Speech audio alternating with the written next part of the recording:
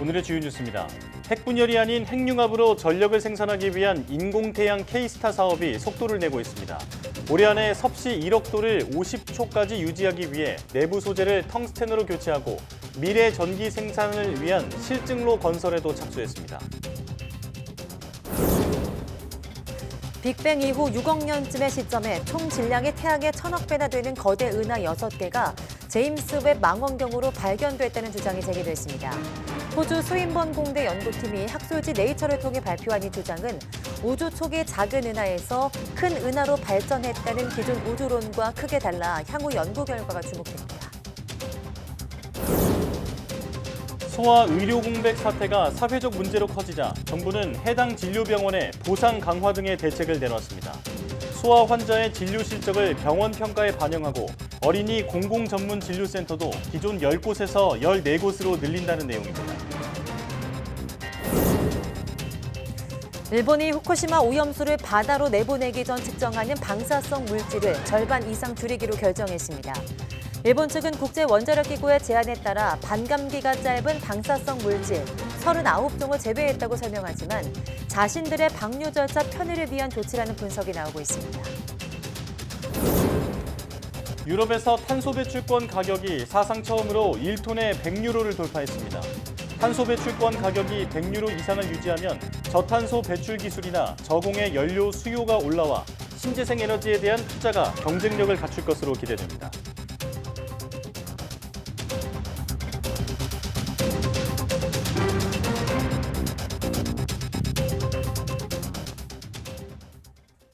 여러분 안녕하십니까? 사이언스 투데이 시작합니다. 폭발 위험이나 방사성 폐기물 문제가 있는 핵분열보다 안전하고 친환경적인 데다 연료까지 풍부한 핵융합은 기술 실현이 어려워 아직 상용화되지 못했습니다. 과학계는 오는 2035년쯤 핵융합 상용화의 길을 열겠다는 목표를 잡고 있는데요. 정부는 핵융합으로 전기를 만드는 장치를 미리 만드는 작업에 돌입했습니다. 최소라 기자입니다. 지름 10m의 거대한 도넛 모양의 장치.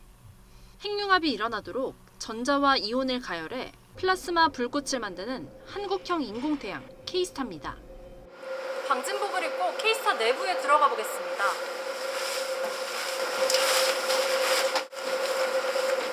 인공태양이 가동되면 이곳에서 플라스마가 1억 도로 가열되는데 태양 온도의 7배입니다. K스타 기술 완성의 기준은 1억 도의 300초 유지. 2021년 1억 도 30초를 유지하는 데 성공했고 올해는 마의 구간인 30초를 넘기 위해 내벽을 기존 탄소 소재보다 더 강력한 텅스텐으로 교체하고 있습니다. 50초를 달성하면은 그 다음에는 계속해서 꾸준히 이제 그 기술들이 확보가 되면서 이제 올라가게 될 겁니다. 그래서 큰 변화를 우리가 경험하게 되는 그런 한 해가 될 거로 이렇게. 우리나라를 비롯해 미국과 유럽, 중국 등은 핵융합 실현을 두고 경쟁하면서도 한편으로는 인공태양인 이터 공동 제작에 협력하고 있습니다.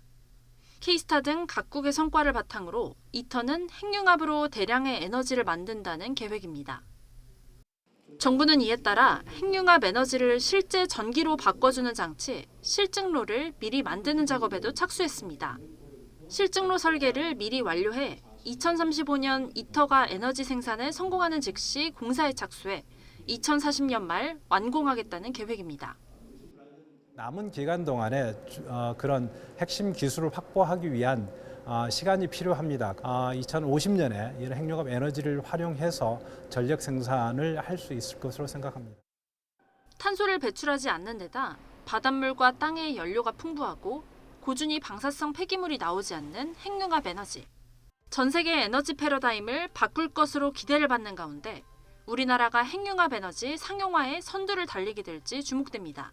YTN 사이언스 최소라입니다.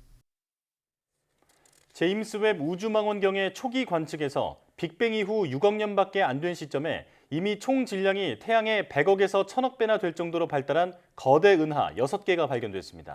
호주 스윈번 공대 이보라베 교수가 이끄는 국제연구진은 23일 학술지 네이처에 제임스 웹 망원경이 지난해 6월 공개한 첫 관측 자료에서 빅뱅으로 우주가 탄생된 뒤 5억에서 7년쯤 지난 시기의 우주에서 거대 은하로 추정되는 천체 6개를 발견했다고 밝혔습니다. 또 발견된 천체 중 가장 큰 것은 별 질량이 태양의 1000억 배나 되는 것으로 추정된다고 덧붙였습니다. 지금까지는 우주 생성 초기에는 작은 은하가 먼저 생겼고 시간이 지나면서 서로 합쳐져 거대 은하로 발전했다고 생각했지만 초기 거대 은하 존재가 후속 연구에서 사실로 입증되면 우주론의 큰 변화가 불가피할 것으로 보입니다. 현재 코로나19 백신 추가 접종에 사용되고 있는 이가 백신의 이상 사례 신고율이 단가 백신의 10분의 1 수준에 불과한 것으로 조사됐습니다. 코로나19 예방접종 대응 추진단은 이가 백신의 이상 사례 신고율이 접종 1000건당 0.38건으로 단가 백신 3.72건의 10분의 1 수준이라고 밝혔습니다. 중대한 이상 사례 신고율도 이가 백신은 접종 1000건당 0.02건으로 단가 백신 0.15건의 15분의 2, 즉 13.3% 수준인 것으로 집계됐습니다. 연령별로는 코로나19 감염 시 위중증과 사망 위험이 높아 접종이 권고되는 60대 이상의 이상 사례 신고율이 0.35건으로 전 연령대 중 가장 낮았습니다. 우리 정부가 중국발 입국자에 대한 PCR 검사 의무화 조치를 다음 달부터 철회하기로 하자 중국도 한국인의 입국 PCR 검사 취소를 검토하겠다고 밝혔습니다. 왕원빈 중국 외교부 대변인은 정례 브리핑에서 한국의 PCR 검사 철회 발표에 대한 입장을 묻는 질문에 중국도 적시에 상응 조치를 취하는 것을 고려할 것이라고 대답했습니다. 앞서 우리 중대본은 중국발 입국자의 입국 후 코로나19 PCR 검사 의무를 3월 1일부터 해제한다고 발표했습니다. 소아청소년과 의료진 부족 문제가 심각한 가운데 의사가 없어 아예 병원 문을 열지 못하게 된 상황도 빚어지고 있습니다. 대전에 처음 문을 여는 공공 어린이 재활병원인데요. 개원 준비가 거의 다 됐지만 가장 중요한 의사가 없어서 다음 달 개원에 비상이 걸렸습니다. 이상곤 기자입니다. 대전시가 다음 달 개원을 약속한 공공 어린이 재활병원입니다. 공정률 93%로 막바지 공사가 한창입니다. 공사는 마무리 단계에 접어들었지만 의사와 약사 정원은 아직 채우지 못해 반쪽 개원이 우려되고 있습니다. 운영에 필요한 의사는 최대 7명, 약사는 1명. 그런데 건립추진단이 3차례에 걸쳐 공개 채용을 진행한 결과 재활의학과에 전문의 1명이 지원한 게 전부였습니다. 관심을 보이는 의료진들이 하나둘 생겨나고는 있지만 최종 지원으로 이어질지는 미지수입니다. 대전시는 신설병원 근무에 따른 어려움과 장애 어린이 진료와 당직 부담 등을 지원을 꺼리는 원인으로 분석했습니다. 그래서 당직 부담이라도 줄여주기 위해 공중보건의를 활용하는 방안이 대안으로 제시됐습니다. 의사를 채용하지 못할 경우를 대비해 운영 위탁기관인 충남대병원 의료진의 순회진료까지 논의되고 있습니다. 하지만 의료진 채용이 극적으로 이루어진다고 해도 병원 운영이 제대로 이루어질지 의문입니다. 대금 지급 문제 등으로 공사가 지연돼 준공이 다음 달 중순으로 미뤄졌기 때문입니다. 대전시가 약속대로 다음 달에 병원을 개원한다면 실제 의료장비 시운전 기간은 한 달에서 보름으로 절반이 줄어들게 됩니다. 대한민국 첫 공공 어린이 재활병원이다 보니 운영상에도 좀 초반에 어려움이 있지 않을까 좀 걱정은 되긴 합니다. 그런 만큼 지금 시운전이라든가 좀 준비하는 과정이 좀 더 철저하게 좀 이루어져야 되지 않을까 싶습니다. 건립까지 쉽지 않은 과정을 거친 국내 첫 공공 어린이 재활병원. 약속된 개원 시점이 점점 다가오는 가운데 남아있는 길 역시 순탄하지만은 않을 전망입니다. YTN 이상곤입니다. 소아과 의료진 부족 상황이 이렇게 심각해지자 정부는 중증이나 응급 상황에서도 소아 진료가 이루어질 수 있도록 소아 진료 실적을 병원 평가에 반영하기로 했습니다. 밤이나 휴일에도 문 여는 병원을 늘리고 의료진의 24시간 상담도 추진됩니다. 신윤정 기자가 보도합니다. 인천의 상급 종합병원인 인천성모병원은 최근 전공의 부족으로 소아청소년과 야간 응급진료를 중단했습니다. 이처럼 심화하는 소아청소년과 인력난을 해결하기 위해 정부가 각종 유인책을 꺼내들었습니다. 먼저 소아 중환자실 입원료를 인상하는 등 소아 진료 보상을 강화하고 소아과 전문의의 파트타임 채용 등을 지원하는 등 근무 여건 개선책이 제시됐습니다. 동시에 24시간 소아응급 진료 여부와 소아응급 전담 전문의 배치 등을 상급 종합병원 지정과 평가 기준에 넣기로 했습니다. 기존 응급의료기관을 평가할 때도 소아 환자 진료 실적 반영을 강화하게 됩니다. 소아진료 보상을 확대하는 것과 동시에 소아응급 전담 전문의 배치, 24시간 소아응급 제공 등과 같은 기준들을 제시하고 의료기관들이 이를 준수하도록 유도하겠습니다. 특히 중증 소아 환자의 전문 치료를 위해 어린이 공공전문진료센터를 10곳에서 14곳으로 늘리고 소아암 지방거점병원도 5곳 육성하기로 했습니다. 이와 함께 야간과 휴일에도 문을 여는 달빛 어린이병원에 대한 수가를 개선해 지금의 3배 정도 되는 병원을 참여시키고 의료인이 24시간 전화 상담하는 시범 사업을 올해 하반기부터 추진하기로 했습니다. 달빛 어린이병원 같은 형태들, 야간이나 휴일에 하는 병원들을 좀 대폭적으로 확대시켜서 특히 야간, 휴일, 또 중증암 이런 쪽을 에 대한 진료 강화하고 이번 대책에서는 그러나 근본적 해결책으로 꼽히는 의사수 확대 계획은 빠져 소아청소년과 위기 해결에 실효성이 있을지는 미지수입니다. 조규홍 장관은 의정 협의가 재개되는 대로 의대 증원을 신속히 협의하겠다며 그전이라도 이미 발표된 필수 의료 대책을 차질 없이 추진하겠다고 말했습니다. YTN 신윤정입니다. 미국 북서부 지역 29개 주에 폭설과 눈보라로 겨울 폭풍 경보가 발령되며 항공기 결항 사태가 속출하고 있습니다. 산행 중이던 한인 등산객 3명은 눈사태로 사망한 것으로 알려졌습니다. 김선희 기자입니다. 고속도로를 위태롭게 달리던 트럭이 결국 눈이 쌓인 갓길에 미끄러지며 역방향에 멈춰섭니다. 미국 북부와 서부에 강력한 눈태풍이 쏟아지며 29개 주에 겨울 폭풍 경보가 발령됐습니다. 미네소타와 위스콘신, 와이오밍과 사우스다코타 등 중북부 지역에 폭설 경보가 내려지고 사우스다코타 등은 대규모 휴교령이 발령됐습니다. If you can, it's not worth the risk to yourself, and if you do get stuck, obviously someone has to come get you. 캘리포니아 북부는 강풍을 동반한 겨울 폭풍으로 송전선이 끊기면서 수십만 가구가 정전됐습니다.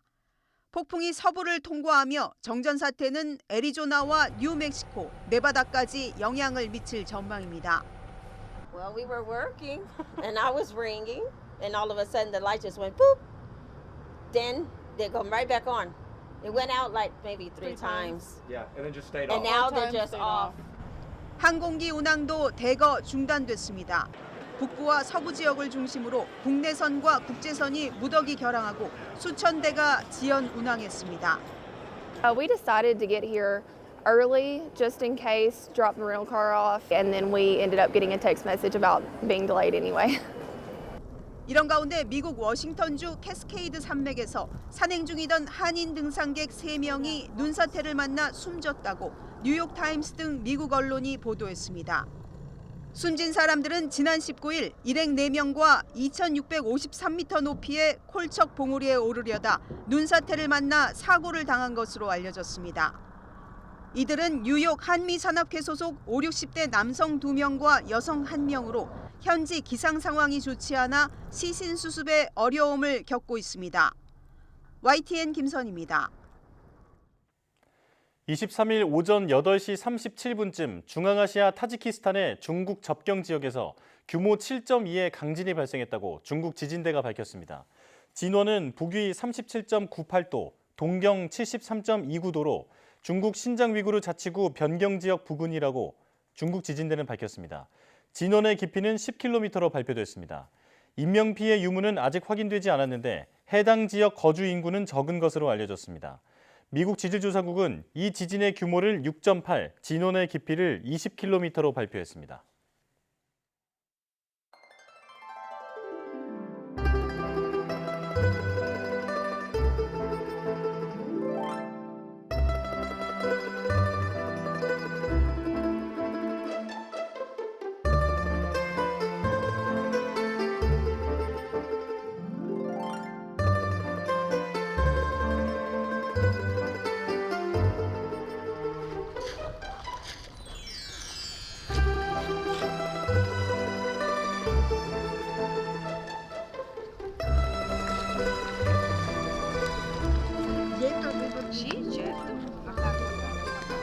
barca. Io abito qui da 18 anni e non l'ho mai visto così basso il lago. Cioè di solito arrivavo qua con la barca, invece questa volta si va a piedi. È abbastanza brutto, diciamo. Speriamo un po' di pioggia in più.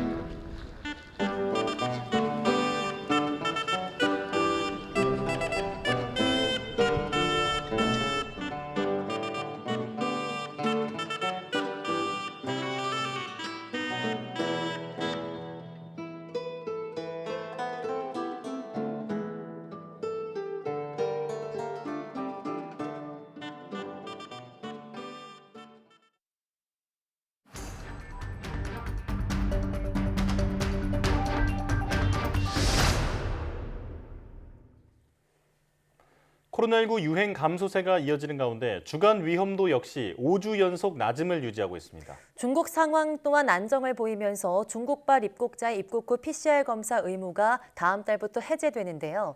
자세한 코로나19 상황 전문가 모시고 이야기 나눠보겠습니다. 백순영 가톨릭대 의대 명예교수와 함께합니다. 어서 오세요. 안녕하세요. 네, 안녕하십니까. 국내 코로나19 주간 위험도가 5주 연속 낮음을 유지하고 있는데요. 지금 보면 확진자뿐 아니라 위중증 그리고 사망자 모두 줄고 있는데 이제는 안심해도 되는 수준일까요? 예, 뭐 거의 그런 수준에 간 것으로 보입니다. 모든 방역 지표가 안정적으로 유지되고 있는 데다가 한 사람이 몇 사람을 감염시켰느냐 하는 감염 재생산 지수도 1월 초 이후로 뭐 약간의 증감은 있지만 1 이하를 계속 유지하고 있어서 이 감소 추세는 계속될 것으로 보입니다. 네. 지금 방역 통제로서 남아있는 것은 확진자의 자가격리 일주일 하고요. 1단계 그 마스크 의무 해제, 네. 그것이 고위험 시설들, 예를 들어서 대중교통이라든지 병원 또는 요양원 같은 데에서만 의무로 남아있는 상황인데, 이것도 아마 3월 정도가 지나가게 되면은 전부 해제가 되면은 결국은 풍토병화가 되는 것이기 때문에 네. 이미 그 풍토병화되는 단계에는 접어들었다고 볼 수가 있고요. 아마 지금 날씨가 따뜻해지면서 또 학생들은 개학을 하기 때문에 약간 늘어나거나 또 날씨의 영향으로 좀 줄어들 개연성들은 있습니다만 이것이 네. 뭐 제한적이라고 보이기 때문에 유행의 감소는 지속될 것으로 보이고 풍토병화는 이미 들어선 것으로 볼 수 있습니다. 예. 네, 그런데 지금 확진된 분들 4명 가운데 1명 이상이 코로나19 재감염자라고 하는데요. 이렇게 재감염 사례가 느는 이유는 뭘까요? 글쎄요, 뭐 이유가 뭐 확실하다고 볼 수는 없지만 일단 2월 2주차 재감염률이 25.73%인데요. 네. 이게 이전 주에 비해서 0.9%포인트 소폭 증가한 상황입니다. 예. 근데 우리나라는 특이하게도 BN1이라는 변이주가 우세종이 되어 있는 상황이거든요. 네. 근데 이 BN1이라는 이 변이주는 면역 회피 능력이 있어서 BA5에 감염되었던 사람들도 감염되는 경향이 있기 때문에 좀 더 늘어나는 것으로 보이는데 예. 이것이 뭐 이것뿐만이라고 할 수는 없습니다만은 네. 이 BN1 변이주라는 것이 중증화율이라든지 사망률이 더 높다는 증거는 아직까지 없기 때문에 큰 우려가 된다고 볼 수는 없습니다. 네. 자, 그리고 다음 달 1일부터는 중국발 입국자를 대상으로 그동안 해왔던 입국 후 PCR 의무 검사, 그리고 또 중국발 항공편의 도착지 제한 조치도 해제가 되는데요. 지금 중국발 입국자의 양성률을 보면 0.4% 정도로 상당히 떨어진 것을 알 수 있는데 이번 중국발 입국 방역 조치 완화를 하면 국내 방역에는 어떤 영향이 있을 거라고 보십니까? 일단 이 검역에서의 방역 조치는 아마 전부 다 해제될 것으로는 보입니다. 네. 지금 말씀하신 0.4%라는 것은 어제 중국발 단기 체류자 235명 중에 1명이 양성이었기 때문에 그 숫자가 나온 것이고요. 네. 사실 최근에 하루에 해외 입국자 중에서 확진자인 경우는 20-30명에 불과한 상황이기 때문에 전체적인 유행에 큰 영향을 준다고 볼 수가 없고요. 네. 전체적으로 이 검역에서의 지금 방역 조치를 다 완화한다, 다 푼다 할지라도 우리 유행에는 큰 영향은 주지는 않을 것으로 보입니다. 다만 혹시라도 모를 해외에서 유입되는 새로운 변이주에 대한 모니터링은 계속 지속되어야 될 것으로 봅니다. 네. 지금 국내외 유행 상황이 어쨌든 안정적으로 진행되고 있는데요. 온전한 일상 회복으로 가기 위해선 고위험군에 대한 보호가 굉장히 중요할 것 같습니다. 그런데 최근 60대 이상 고령층의 예방접종률이 정체되고 있는데요.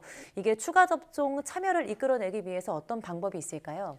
글쎄, 지금으로 봐서는 굉장히 어려워 보입니다. 이게 30% 넘어간 지가 벌써 한참 됐는데 네. 지금 어제 현재 60세 이상의 추가 접종, 2가 백신 접종률이 32.5%에 머무르고 있거든요. 더 이상 늘어나기도 어려운 상황으로 보입니다. 이런 상황이라고 그러면은 고위험군에서의 피해를 최소화하기 위해서는 호흡기 증상이 있을 때 바로 조기 진단을 받고 먹는 치료제를 좀 더 적극적으로 처방을 해서 위중증화율을 낮추는 것이 훨씬 더 좋은 방역 방침이 아닐까 그렇게 생각합니다. 예. 자, 그리고 접종률이 더 낮은 게 바로 영유아 백신 접종률인데 여전히 0%대를 벗어나지 못하고 있습니다. 이게 그 부모님들이 지금 같은 시기에 아이에게 백신 접종을 꼭 해야 할까라는 생각 때문인 것으로 알려져 있는데 교수님께서 보시기엔 어떻습니까? 예, 뭐 맞습니다. 6개월에서 4세라 그러면 굉장히 작은 몸집의 아이한테 8주 간격으로 3회 접종을 하는데 이 뭐 양은 굉장히 적습니다. 3마이크로그램으로 성인의 뭐 10분의 1 정도에 불과하긴 하고 또 이상 반응도 굉장히 낮은 것으로 알려져 있지만 또 효과 자체도 또 확실하지가 않은 상황들도 분명히 있어서 모든 아이들한테 지금 접종을 권고하고 있는 것은 아니고요. 면역 약화 환자라든지 혹은 기저질환이 있는 아이들한테 접종을 권고하고 있는데 지금 상황에서 보면은 이 아이들조차도 지금의 이런 급격한 유행의 감소세에서 접종을 권고하기는 상당히 어려운 것이고 또 수용성도 굉장히 낮은 것은 어쩔 수 없어 보입니다. 네. 뭐 영유아는 물론이고 곳곳에서 백신 접종에 대한 우려 섞인 목소리가 나오고 있는 건 사실인데요. 이런 우려에 대해서 안심하실 수 있는 소식이 있는데 2가 백신 이상 반응 신고율이 단가 백신의 10분의 1 수준이라는 발표가 있었습니다. 안정성이 좀 확인됐다고 볼 수 있을까요? 예, 안전성은 물론 확보되어 있는 상황이고 단가 백신에 비해서도 훨씬 더 낮은 신고율을 나타내고 있고 또 이 2가 백신인 경우에 있어서는 우한 바이러스뿐만 아니라 오미크론 대응 바이러스이기 때문에 바이러스에 대한 백신이기 때문에 감염 예방 효과도 볼 수가 있다고 할 수가 있는데 실제 지금 우리나라 총 인구들 중에서 자연 감염이 된 사람들이 뭐 3천만 명이 넘는 상황이고요. 여기에다가 백신 접종률도 굉장히 높기 때문에 고령층이라 할지라도 더 이상 접종을 받기를 원치 않는 사람들이 굉장히 많을 것으로 보입니다. 하지만 60세 이상의 경우라 할지라도 2차 접종밖에 안 한 사람들 혹은 아직까지 한 번도 감염되지 않으셨던 분들 혹은 기저질환이 있으신 분들 같은 경우에 있어서는 지금이라도 추가 접종을 받는 것이 이득이 훨씬 클 것이라고는 볼 수 있습니다. 네. 자, 그리고 코로나19를 가볍게 알아도 그 바이러스에 의한 손상이 1년 이상 지속이 된다라는 영국 연구진의 연구 결과가 나왔는데요. 이런 걸 이제 이른바 롱 코비드라고 부르잖아요. 이제는 코로나19 후유증에 대한 연구와 대책이 필요하다는 지적이 있는데 이 부분은 우리 정부가 어떻게 준비하고 있다고 보십니까? 이거 뭐 오래전부터 나왔던 얘기죠. 장기 후유증이라고 할 수가 있는데 롱 코비드라는 것은 우리 국민들 중에서 감염된 사람들 중에 거의 20% 이상이 아마 이런 후유증을 겪고 있을 것이라고는 보고 있는데 사실은 확실한 질병 분류라든지 치료 방침 같은 것들이 정확하게 지금까지 알려져 있지도 않고 연구되지도 않고 있는 것이 뭐 않다기보다는 좀 부족한 것이 사실입니다. 그래서 방역 당국에서 이러한 적극적인 대책이 필요한 시점이라고 볼 수가 있고요. 지금 임상 각과에서 즉 특히 대학병원급에서 각과에 걸쳐 있는 이런 증상들을 어떻게 하면은 1차 의료기관에서 잘 치료할 수 있는지 이런 치료 방침들을 잘 만들 수 있는 이런 여러 가지 연구 과제들을 내서 이런 연구 과제들에 따라서 결과적으로 나오는 그런 여러 가지 방침들, 치료 방침들을 가지고서 1차 의료기관들에서 실제로 적용을 한다 그러면은 현실적으로 훨씬 더 수월하게 치료를 할 수 있는 그런 방침이 될 것으로 예상할 수 있습니다. 네. 지금 일상 회복 문 앞에 서 있는 만큼 후유증에 대한 대책은 물론이고 다시 이전으로 돌아가지 않기 위해서 많은 노력이 필요한 시점이 아닐까 싶습니다. 백순영 가톨릭대 명예교수와 함께했습니다. 고맙습니다. 고맙습니다.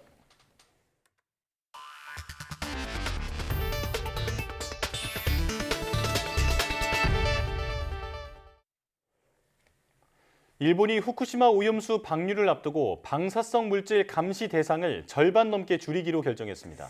안전한지 여부를 확인하는 물질 개수가 그만큼 줄어드는 건데요. 우리로선 불안감이 더 커질 수밖에 없습니다. 이승배 기자입니다.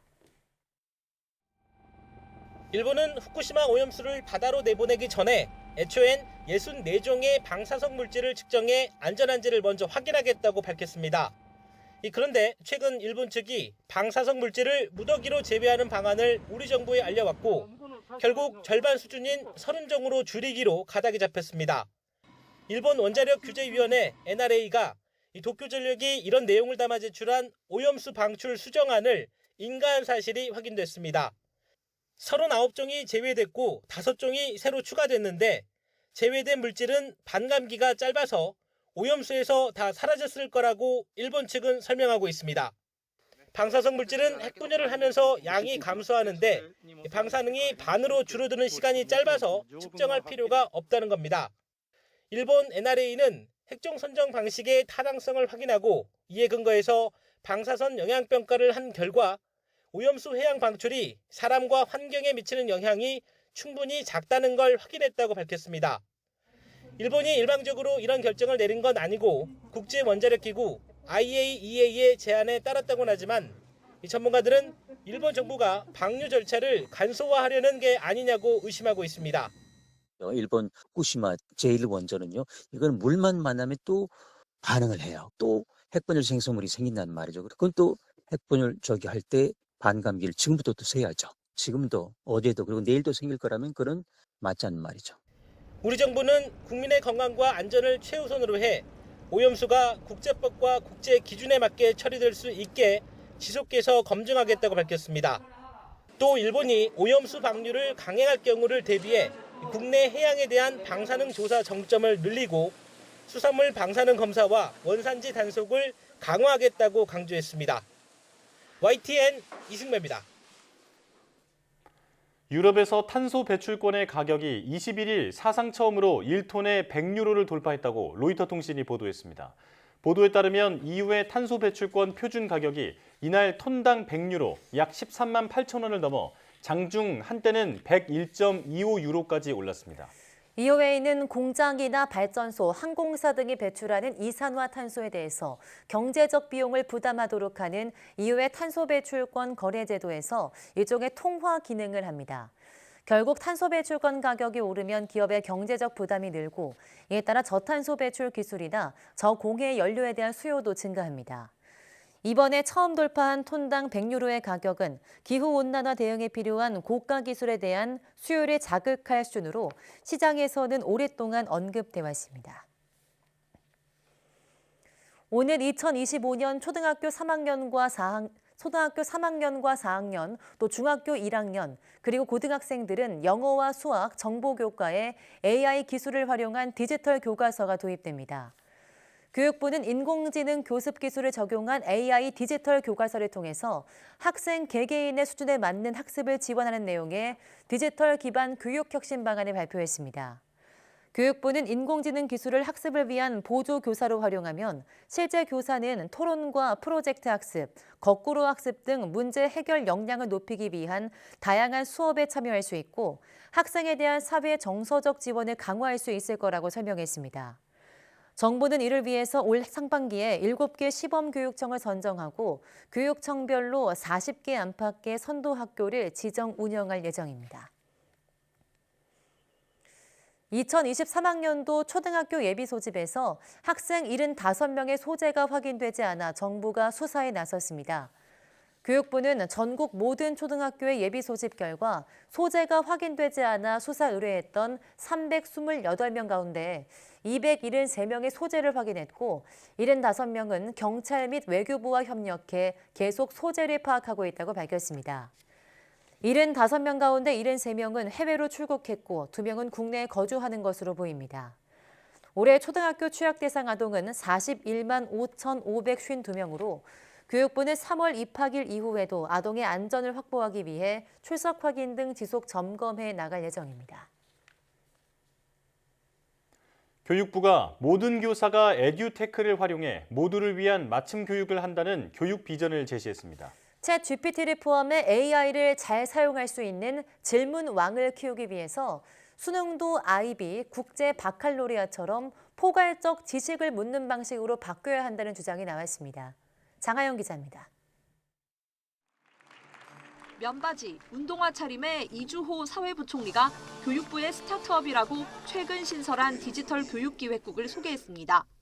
챗GPT는 전체 화이트 칼라의 직무 영향에 대한 근본적인 변화를 요구하고 있습니다. 교육의 디지털 대전환 대한민국 교육부 디지털 교육기획국에서 시작됩니다. 핵심은 사람과 기술, 즉 교사의 변화와 에듀테크 도입입니다. 한두 교사가 아니라 모든 교사들이 에듀테크를 자유자재로 사용해 수업을 변화시켜야 한다며 교사 연수와 에듀테크 시험 공간 제공, 교육 데이터 개방 활용까지 디지털 교육기획국이 책임지겠다고 밝혔습니다. 챗 GPT를 교실에서 쓰게 할 거냐? 이런 질문은 더 이상 유효하지 않다는 게 교육부 안팎의 진단입니다. 사실 아이들이 그런 기술을 쓰는 것 자체에 대해서 우리가 거부하는 단계는 이미 지났다고 생각을 해요. 비판하고 자신이 스스로 사고할 수 있는 능력을 키워주는 20년 전 전화번호를 수십 개씩 외웠던 사람들이 휴대폰 등장 이후 그럴 필요가 없었듯 30년 후 AI가 일상화된 싱귤레리티 시대에는 뇌의 구조까지 변화한다고 봤습니다. 1살, 2살부터 막 영상을 보던데 걔네들은 여기가 굉장히 발달할 거예요. 지금 발달하고 있어요. 후두엽. 그리고 두정엽. 이거 종합은 해야 되니까 여기는 발달하고 그래요. 미래에는 앞에 쪽이 작아지고 뒤에가 좀 커지지 않을까. 이런 시대에 가장 중요한 건 좋은 질문을 할 수 있는 인재입니다. AI will not replace you. 절대 여러분들을 리플레이스하지 않습니다. First, using AI가 will 할 뿐이죠. AI를 정말 잘 활용하시는 분들이 여러분들을 대체하게 될 겁니다. 전문가들은 수능에서도 IB, 국제 바칼로레아처럼 포괄적인 지식을 묻는 문제를 포함하고 근본적으로 창의력, 소통 능력, 인성과 같이 시험으로는 측정할 수 없는 능력에 더 초점을 맞춰야 한다고 입을 모았습니다. YTN 장하영입니다. 한국은행이 기준금리를 현재 연 3.5%에서 동결하기로 결정했습니다. 하지만 이창용 총재는 기준금리를 동결하긴 했지만 금리 인상 기조가 끝난 것으로 받아들여서는 안 된다고 강조했는데요. 불확실성이 워낙 커서 상황을 점검하기 위한 것일 뿐이라며 추가 금리 인상의 여지를 남겼습니다. 직접 들어보겠습니다. 기준금리를 현 수준에서 유지하면서 여러 불확실성 요인들, 즉 인플레이션의 둔화 속도, 미 연준의 최종 금리 수준, 중국 경기 회복이 국내 경제에 미치는 영향, 부동산 경기의 금융 안정 영향, 그간의 금리 인상 파급 영향 등을 면밀히 점검해 나가는 것이 적절한 시기라고 판단하였습니다. 지난해 4월 이후 매 금통위 회의 때마다 기준금리를 인상해 오다가 근본에 이번에 동결한 것은 그 어느 때보다 높은 불확실성을 고려한 결정이었다는 점을 다시 한번 강조하고 싶습니다. 아울러 근본 기준금리 동결을 금리 인상 기조가 끝났다라는 의미로 받아들이지 않았으면 좋겠습니다.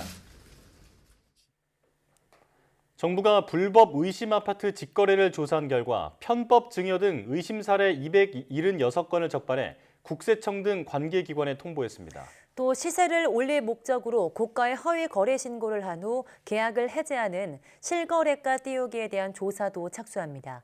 이동호 기자입니다. 광역급행철도 GTX 바람을 타고 급등했던 안양 인덕원 근처 3천여 가구 규모의 대단지 아파트. 전용 84제곱미터가 최고가 12억 4천만 원까지 올랐지만 지난해 11월 갑자기 4억 2천만 원에 공인중개사 없이 직거래됐습니다.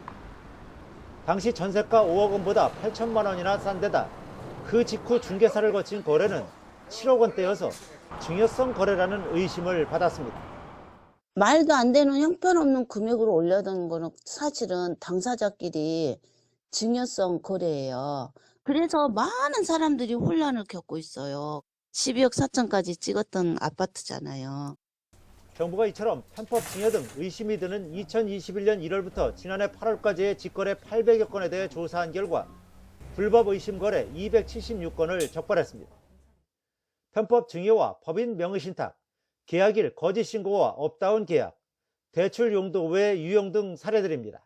위법 의심 거래에 대해서는 국세청, 경찰청, 금융위, 지자체 등 관계기관에 통보해서 탈세 대출 분석 등을 통해 혐의 확장 시에는 탈루세액 징수, 대출금 회수, 과태료 부과 등을 조치토록 하겠습니다.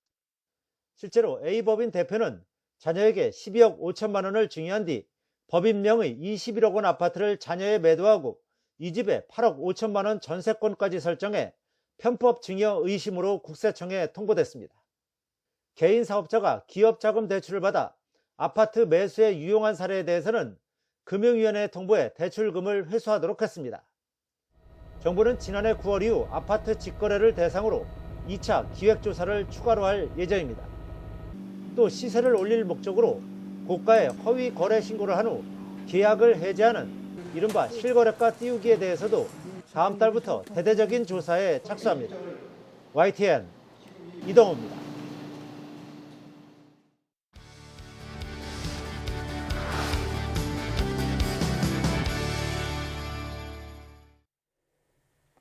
멀리 떨어져 있는 로봇이 내가 움직이는 동작을 그대로 똑같이 한다면 얼마나 신기할까요? 영화에서 본 아바타를 어쩌면 현실 속에서 만날 날이 머지 않은 것 같습니다. 우리 연구진이 아바타 로봇을 개발해 세계대회에서 아시아팀 가운데 1위를 차지했는데요.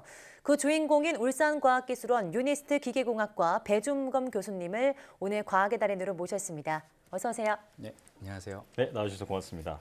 자, 아바타 로봇 어떤 것인지 일단 전반적으로 소개부터 해주실까요? 예, 최근에 2편을 개봉하기도 했던 영화 아바타를 생각하시면 이해가 쉬울 것 같은데 그 개념은 유사합니다. 네. 영화에서 보면 아바타를 조종하는 사람이 사람의 생체 신호를 측정하는 어떤 시스템과 연결이 되고 그 사람과 연결된 아바타는 조종하는 사람의 생각대로 움직이고 조종자는 아바타와 같은 감각을 느끼며 마치 그곳에 있는 것처럼 행동하고 생각하고 느끼게 됩니다. 네. 저희는 이런 것을 로봇을 통해 연구하고 있는데 사람의 골격 구조와 유사하게 설계된 로봇을 멀리 조종하는 사람과는 멀리 떨어진 곳에서 원격 조종하게 되고 조종자의 움직임을 측정하여 조종자가 움직이는 대로 로봇이 움직이게 되고 로봇 주변에 있는 다양한 정보들, 예를 들어 시각, 청각 또는 로봇이 물체를 들 때 느끼는 무게 등의 정보를 사람에게 전달하여 사람이 마치 그곳에 있는 것처럼 느끼고 행동할 수 있게 만드는 원격 존재를 구현하는 것이라고 보시면 됩니다. 네, 그러니까 조이스틱이 아니라 조종자의 동작을 로봇이 그대로 따라한다는 건데요. 어떤 수준의 동작을 재현할 수 있을까요? 예, 저희 로봇은 사람의 팔, 손가락, 목, 허리 등의 움직임을 따라할 수 있습니다. 예를 들어 조종자가 어떤 방향을 보기 위해 얼굴을 돌린다면 목이 움직여야 하는데 그 움직임을 측정하고 로봇에 전달하게 되어 로봇은 사람이 보는 방향으로 얼굴을 움직일 수 있게 됩니다. 또는 사람이 어떠한 물건을 잡을 때 손가락을 움직여야 되는데 그러한 움직임 역시 측정되어 로봇의 손가락도 사람과 같은 정도로 움직일 수 있습니다.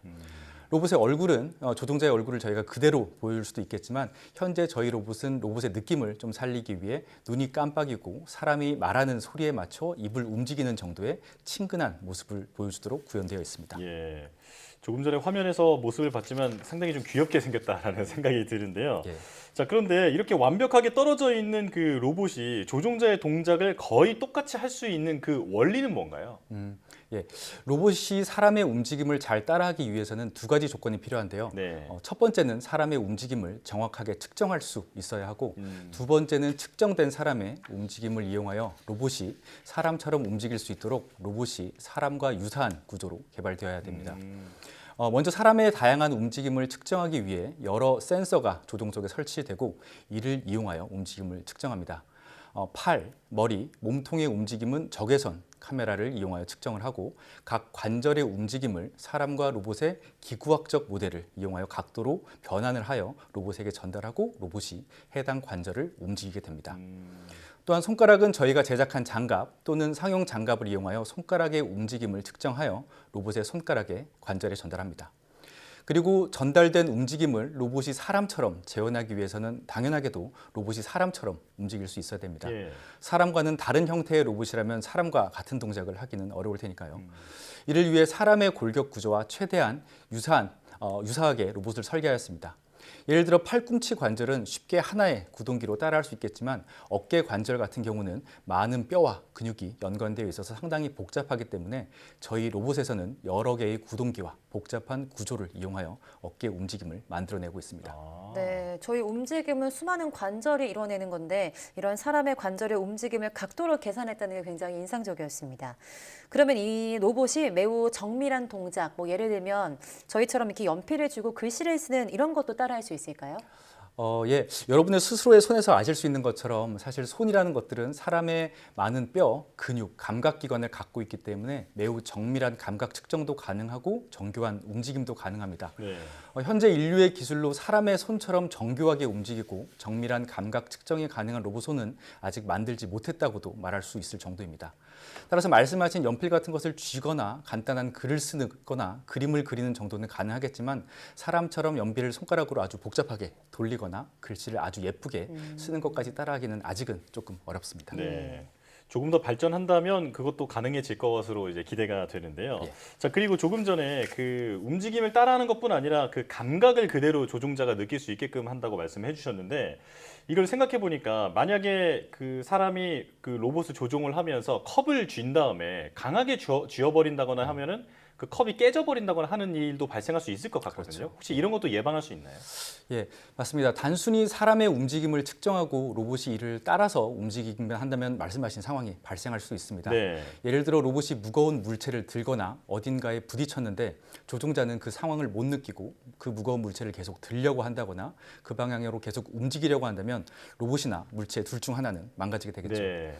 저희 아바타 시스템의 핵심은 단순히 사람의 움직임을 이용하여 움직인다는 것이 아니라 로봇이 보고 느끼는 정보를 사람에게 직접 전달하여 사람이 그것을 같이 느끼게 한다는 데 있습니다. 저희 조종 인터페이스는 로봇이 물건을 들었을 때 팔에 느껴지는 물체의 무게를 느끼게 해줄 수 있는 힘 전달 시스템이 있고 물체를 만졌을 때 손가락에 느껴지는 반발력을 전달해 줄 수 있는 시스템이 있습니다. 다양한 상황에서 손이나 발에 진동을 전달해 주는 것도 가능합니다.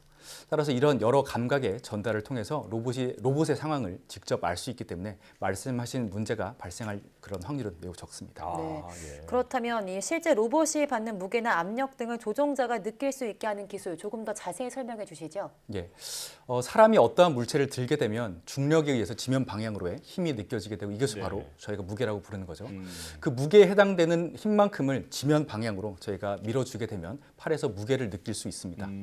물론 사람이 어떠한 물체를 잡았을 때 무게를 느끼는 과정은 단순히 지면 방향으로의 힘을 느끼는 것뿐만 아니라 피부의 눌림 등의 감각도 느끼는 아주 복잡한 과정이긴 합니다.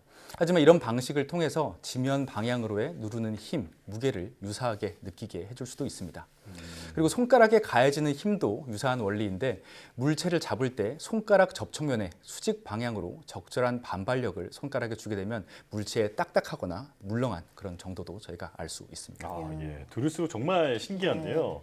자, 그런데 그 최근에 아바타 로봇 대회가 있는데 그 ANA 아바타 엑스프라이즈라는 대회가 있더라고요. 여기서 세계 6위에 아주 준수한 성적을 거두셨다고 들었는데 이 대회는 어떤 대회고 이번에 거두신 성과가 어떤 의미가 있는 건지도 좀 설명해 주시죠. 예.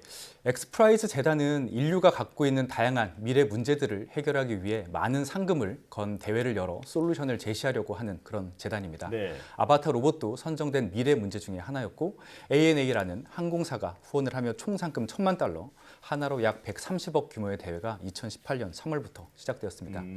전 세계 100여 개 팀이 실제로 등록하였고 코로나 때문에 대회 방식이 온라인으로 조금 바뀌긴 했지만 다양한 검증을 통해 19개국의 77개 팀을 1차 선발했고 그중에서 15개국의 37개 팀이 준결승 팀으로 선발되었습니다. 네.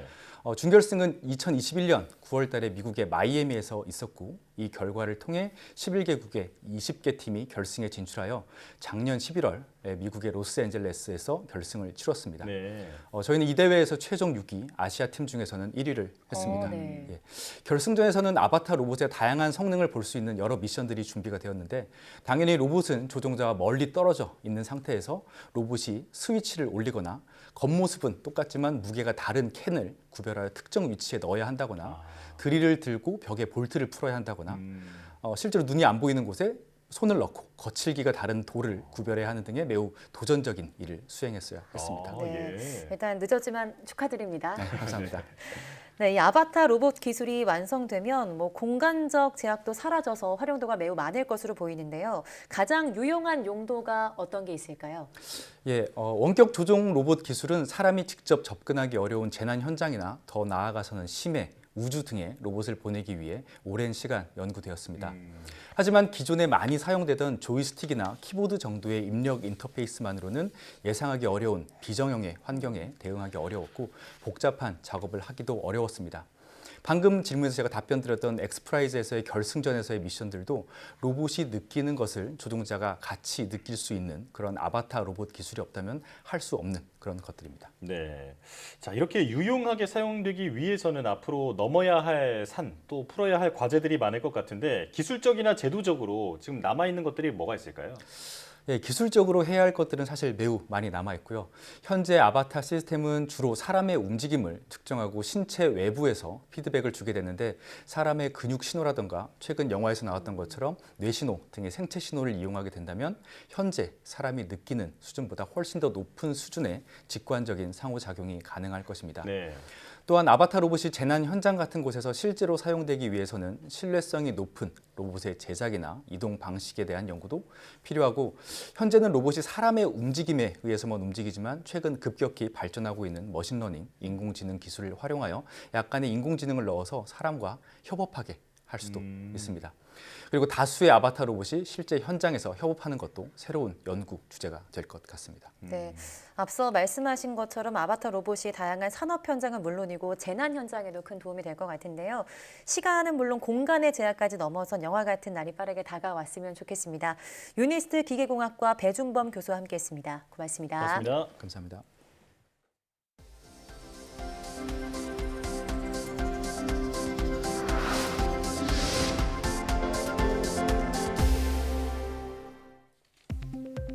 국내 연구진이 다공성 골조직 재생을 유도하는 생체 모방 지지체를 개발했습니다. 차의과대학 한동근 교수팀은 혈관이나 골 분화를 돕는 산화 아연 나노 입자를 도입해 손상된 골 조직의 재생 능력을 높이는 생체 모방 지지체를 개발했다고 밝혔습니다. 연구팀은 골다공증을 유도한 쥐의 두개골에 4mm의 구멍을 낸 뒤 개발한 생체 모방 지지체를 이식한 결과 8주 뒤 새롭게 형성된 골 조직 부피가 기존 지지체 대비 7배 이상 는 것으로 확인됐습니다. 국내 연구진이 방탄복이나 항공 우주 소재로 쓰이는 아라미드 섬유에 전기 전도도를 추가한 복합 섬유를 개발했습니다. 키스트 김대윤 박사팀은 아라미드 섬유에 탄소 나노튜브를 적용해 강하고 가벼우면서도 전기 전도도까지 갖는 복합 섬유를 개발했다고 밝혔습니다. 개발한 섬유는 기존 상용 아라미드 섬유와 같은 강도를 가지면서도 전기 전도도가 구리 전선의 90% 수준이며 부식성도 없는 데다 무게도 구리 전선의 30% 정도로 가볍다는 장점을 가졌습니다. 아라미드 섬유는 무게가 강철의 5분의 1이지만 강도는 5배 높아서 슈퍼 섬유로 불리는데 고윤환식 키스트 박사가 1984년 독자 기술을 개발해 국산화에 성공했습니다. 부피와 무게, 소음을 줄여 옷 안에 착용할 수 있는 보행 보조 로봇이 개발됐습니다. 한국생산기술연구원 안범모 박사팀은 카이스트, 서울대병원과 공동으로 무게 1.9kg의 공합 백팩과 0.6kg의 초경량 로봇으로 구성된 보행 보조 로봇 어시스트를 개발했습니다. 어시스트 로봇은 고압의 공기가 튜브를 거쳐 로봇에 전달돼 사용자 보행 특성에 맞춰 기계적 힘을 공급하는 방식으로 신발 안에 보조 로봇을 신고 발목과 정강이에 고정한 뒤 옷을 덮으면 외부에서 로봇이 보이지 않게 디자인됐습니다. 연구팀은 서울대병원 임상평가에서 어시스트 로봇 착용 후 보행 시 최대 30도까지 발목 관절을 들어줄 수 있고 좌우 걸음 비대칭 각도가 최대 5도 미만으로 교정되는 결과도 얻었습니다. 카이스트가 현대자동차의 연구비 지원을 받아 고속 자율주행 기술 연구에 나섭니다. 카이스트 심현철 교수팀과 현대차는 고속 자율주행 기술 연구를 위한 파트너십 계약을 체결했다고 밝혔습니다. 이번 계약을 통해서 현대차는 카이스트의 연구비를 지원하고 카이스트는 고속 자율주행 기술과 관련된 전문 지식과 경험을 공유하고 홍보에 협조하기로 했습니다.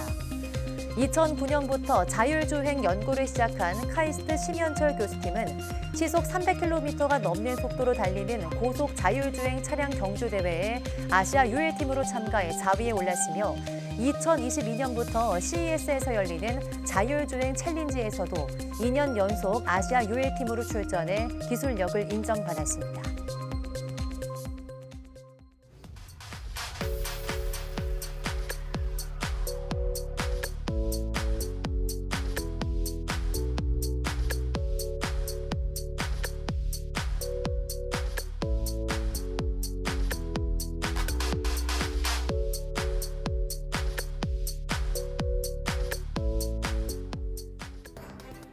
앞서 전해드린 것처럼 일본이 후쿠시마 오염수 방류를 앞두고 방사성 물질 감시 대상을 절반 넘게 줄였습니다. 반감기가 짧은 것들이라 이미 다 사라졌을 것이라는 게 일본의 주장인데요. 우리 정부는 오염수 영향에 대한 검증과 감시를 강화하겠다고 밝혔죠. 국민 불안이 커지지 않게 치밀한 대응은 물론 투명한 정보 공개와 자세한 설명이 함께 이루어져야 할 것 같습니다. 뉴스 마칩니다. 시청해주신 여러분 고맙습니다.